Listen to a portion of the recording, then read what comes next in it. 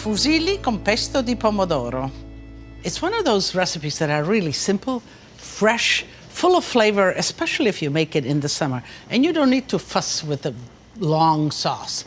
All you need to do is get some nice ripe tomatoes, slice them, cut them like that, and you slather them with a little bit of tomato paste. That really intensifies, and especially once it's baked.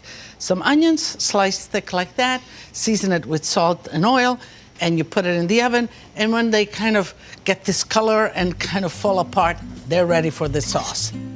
Just take them right off. Now you can see that this could be delicious just eating like that with some bread as a bruschetta, and that's another idea. Okay. The fusilli is cooking already. And kind of roughly chop it up. So because this is what we'll toss the fusilli with this. I like it chunky. You can make it thinner, but I like it nice and chunky. A nice bowl to toss it with these luscious tomatoes and onions.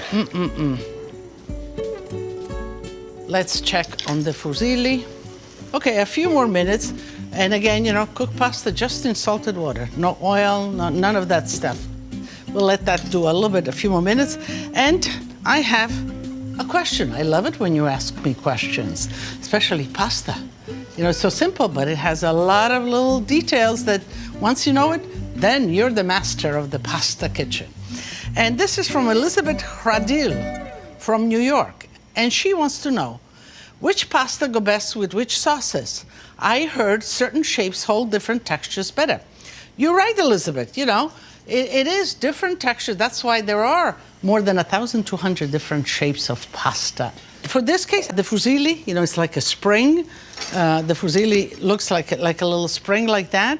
And I can see how these little pieces of onion or something will get kind of caught, hooked up in those spiral kind of nooks and crannies of the fusilli.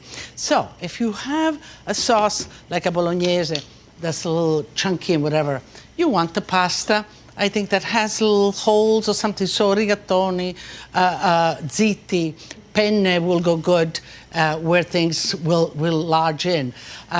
Different, like an oil-based sauce, clam sauce or garlic sauce. I love spaghetti, I love long, flat pasta, and so on down the line. You play with the texture of the pasta and the sauces. Which pasta carries best your sauce to your mouth? That's the object there. So let's fish out the pasta. And, you know, I can't repeat enough. Do not rinse your pasta, fish it out like that. Always save a little bit of pasta water, and let's toss.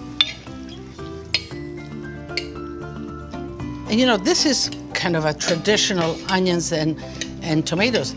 But you can see if you have some nice zucchini, you put some zucchini to roast, they would go great in here. You have some broccoli you'd like to roast. Absolutely. So it looks nice and shiny, but I do want a little bit of fresh oil and basil.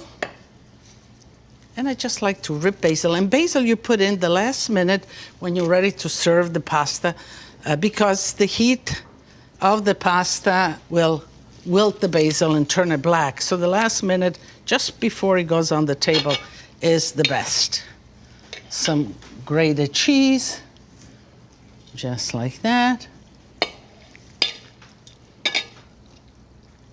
Okay, I think I am ready to serve. Nice warm plates, and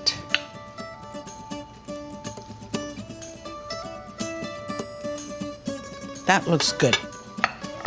Ricotta salata. Ricotta, you all know what it is. It's ricotta. When they make too much ricotta, they used to drain it, put it in a container and let it drain with a little bit of salt. So the salt will pull out the extra water, the ricotta will condense, and it will become a nice, kind of semi-dry, but still mellow like ricotta is. And you can just grate it like that, or you can grate it with a regular grater. And I kind of just like that. And that kind of gets mellow. The flavor comes out. A little bit more of basil. See, I'm thinking, where am I going to put this basil? You would put it something like that, but otherwise you can just shred it on top. And I think that looks good. I'm going to take a little bit here. Where's my tomatoes and onions? And put a little bit of the ricotta salata for me. Okay, that's enough. And let me taste a little bit of basil. I need a little basil. Let me taste. Delicious, fresh, and kind of very light. The sweetness of the onions, the acidity of the tomatoes, but still sweet, the complex of the cheese and the basil. Magnifico e semplice.